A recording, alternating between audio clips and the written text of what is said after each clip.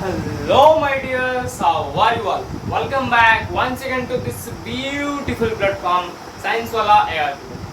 She is AR Devati, your master, your teacher, your brother. Okay. So first, हमारा प्रथम अध्याय chapter 1 जोटा थिला कोन हमर रासायनिक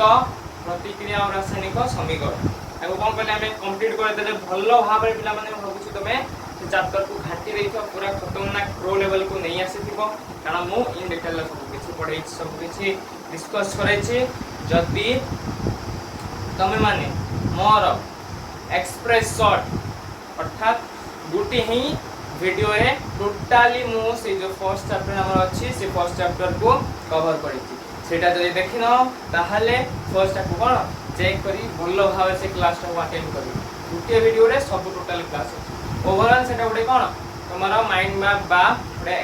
मेमोरी शॉर्ट भलिया कहि परिबा गुटे वीडियो रे सब कुछ डिटेल ले कर देछि सेटा को निहाती भाव रे तमे माने चेक करिवो निहाती भाव सेटा सी क्लास को अटेंड करिवो वर्तमान समय ही चलछि हमें हमर द्वितीय अध्याय को बढ़ी जिबा एवं द्वितीय चैप्टर बा द्वितीय अध्याय को हमें स्टार्ट करबा तो द्वितीय अध्याय नेम कौन होची अम्ल क्षारक और लवण हेडिंग दे दवा हमें कौन अम्ल क्षारक और लवण अम्ल क्षारक और लवण अम्ल क्षारक और लवण तो एहार आज हमें लेक्चर नंबर 1 करिबा बेसी किछि डिटेल पढ़िबा नहीं केवल ऊपर ऊपर या जस्ट इंट्रोडक्शन टा में पढ़िबा तो अम्ल कोन क्षार कोन लवण कोन अम्ल कोन क्षार कोन लवण कोन विशेष तो कोन अम्ल होछि जहा जो जिंस हमें खाउचे जो जिंस गुडी का हमें खाउचे बा जो रेड जिंस गुडी का हमें चतुर्पार्श्व रे देखुचे जो गुडी कर टेस्ट कोन लागे खट्टा लगे से गुडी को कोन अम्ल जो गोटे टेस्ट क्षारुआ लगी था सेटा कोन क्षार और जोडी को लुणिया लगी था सेटा हला बुझी होची कि नहीं पर डे वर्तमान हम कोन पर डे माने प्रतिदिन हमें अम्ल क्षार और लवण संस्पर्श रे आसुची कि नहीं प्रतिदिन हमें किछि सेबला खाद्य खाउची जोथु जहा हमको खट्टा लागुची बा क्षारिया लागुची बा लुणिया लागुची तमे माने पर डे लुण तो निहाती खाउ तो दरकार रे लुण न पने ताके टेस्ट कमी जाय सेटा कोन जो सोडियम क्लोराइड NaCl सेटा कोन होते लवण बुझी होची कि नहीं तो अम्ल जानले में कोन जहा हमको स्वाद रे टेस्ट लगता सेटा को कोन हुआ जाय टेस्ट जहा हमको स्वाद रे खट्टा लागि था टेस्ट रे खट्टा लागि था कोन अम्ल जोडा क्षारिया लागि था सेटा हला क्षार को लुणिया लागि था सेटा हला लवण हेले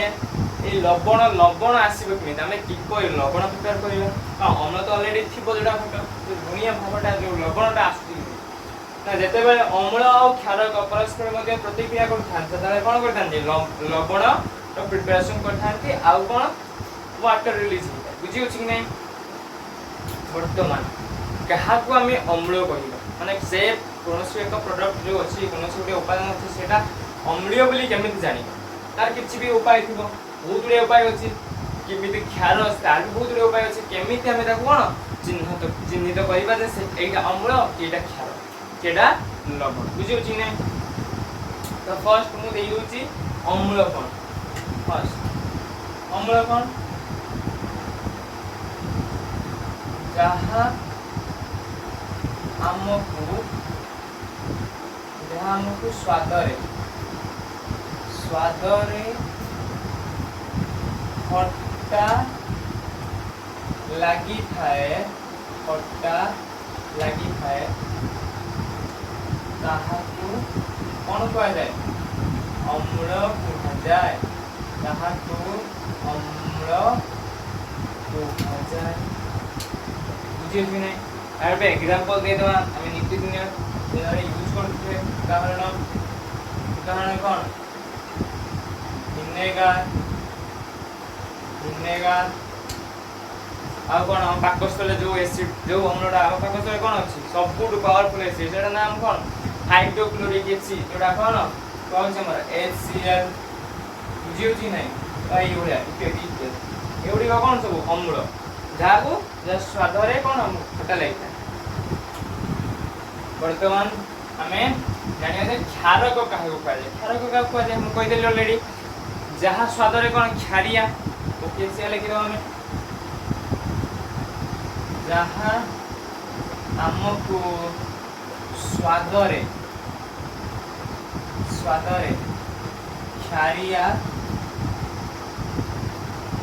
क्षारिया लागि थाए ताहाको कोन कहले ताहाको क्षारक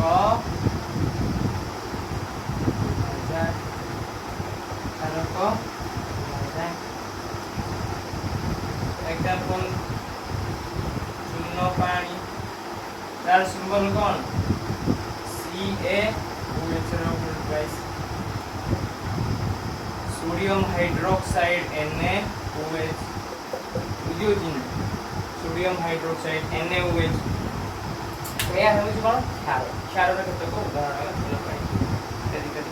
बहुत बड़ी अम्ल अच्छी बहुत गुड़े क्षार अच्छी वर्तमान लवण लवण कौन जहाँ स्वाद लुणिया लगी था लवण प्रिपेयर केमिति हबो लवण केमिति तैयारी हबो ना जेते बेले कौन जेते बेले अम्ल आउ क्षार परस्पर मध्य प्रतिक्रिया करि थांती सेमाने प्रशमित हुई प्रशमनीकरण प्रक्रिया द्वारा कौन प्रिपेयर करि थांती लवण प्रिपेयर करि थांती तो से लिखि देबा अपन स्टार मार्क वाला सबुठू इंपोर्टेंट स्टार मार्क कौन ना जेते बेले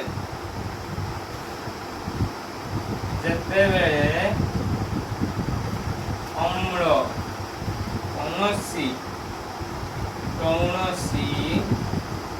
एक क्षारक सह प्रतिक्रिया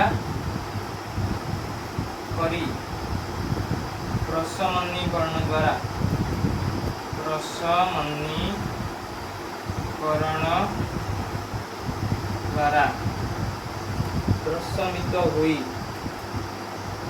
प्रशमित हुई जो नूतन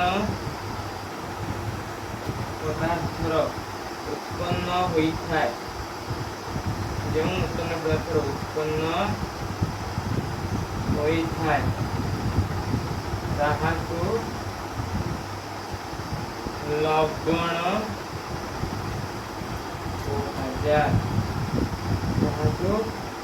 फॉर एग्जांपल आम गोटे देदेबा उदाहरण HCl plus NaOH is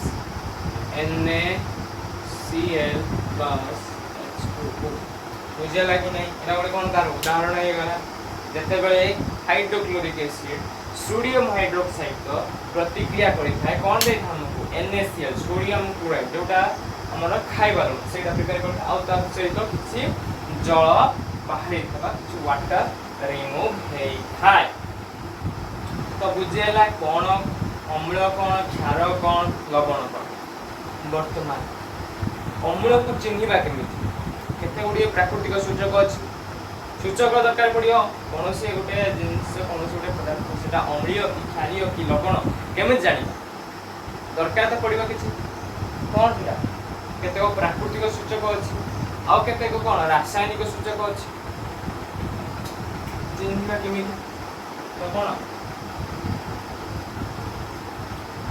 चिन्हन प्रक्रिया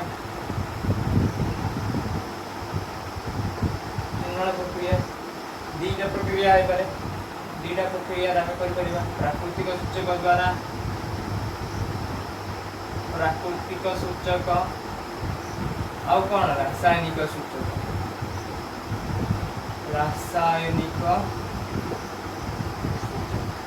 तो दीटा कौन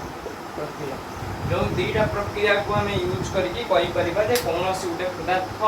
सेटा अम्लीय कि क्षारीय कि लवण मात्रा बुझी अच्छी नहीं प्राकृतिक सूचक क्या कहुए प्रकृति द्वारा जो मैंने सृष्टि होता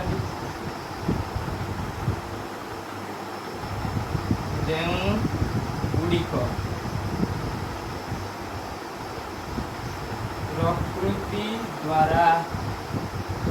सृष्टि हुई हाँ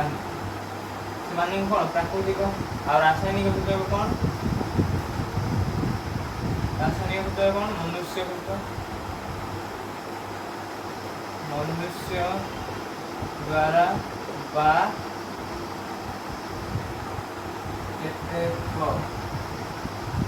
केमिकल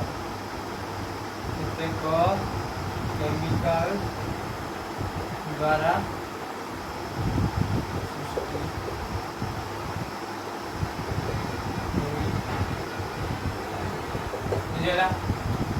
जो मैंने कौन प्रकृति द्वारा सृष्टि गुड़िक प्राकृतिक सूचक कहुए आउ गुड़िक किसी केमिकल द्वारा बा मनुष्य कौन गोटे उपाय द्वारा कौन सृष्टि कर रासायनिक सूचक बुझीगला कि नहीं तो प्राकृतिक सूचक कौन कौन एग्जांपल दे पारे प्राकृतिक सूचक एग्जांपल हमें देता किसी उदाहरण देता उदाहरण कौन लिटमस कागज लिटमस कागज हलदी मंदार फूल एगुड़ी कौन सब एगुड़ी सब कौन प्राकृतिक सूचक रासायनिक सूचक अंडर किए आसे रासायनिक सूचक मिथाइल ऑरेंज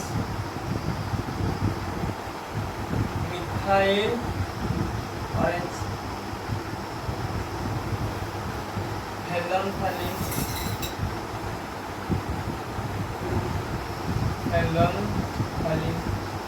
बुझे नहीं तो यहाँ भी कौन रासायनिक सूचक ये रासायनिक सूचक भी सी दर्शाई पार जे कौटा अम्लीय कौटा बुझी बुझी नेक्स्ट क्लास रे आमे इन डिटेल रे पढ़िबा जे प्राकृतिक सूचक पूरा डिटेल रे पढ़िबा जे अम्लीय बोली कौटा कौन जानिबा लिटमस कागज केते प्रकार कौन प्राकृतिक सूचक रहिला जो प्राकृतिक सूचक भीतर रहिला हल्दी केमे गुटे प्राकृतिक सूचक हला आउ कौन मंदार फूल केमे गुटे प्राकृतिक सूचक हला तो आमे ए सब कौन नेक्स्ट क्लास रे जानि आज पाई एतिक थिला फर्स्ट लेक्चर से पे मु बेसी किछि इन डिटेल ले कहिली नाही केवल दर्शैली कौन अम्ल कौन क्षार कौन लवण कौन अम्ल क्षार और लवण सेटा गुडी आमे केमिति जानिबा कौन प्रोसेस अछि तार चिन्हन प्रोसेस कौन बा चिन्हन प्रोसेस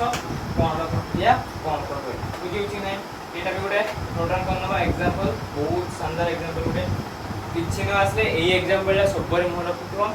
प्रसमनीकरण कौन क्वेश्चन आस्ते माइंड को प्रसमनीकरण कौन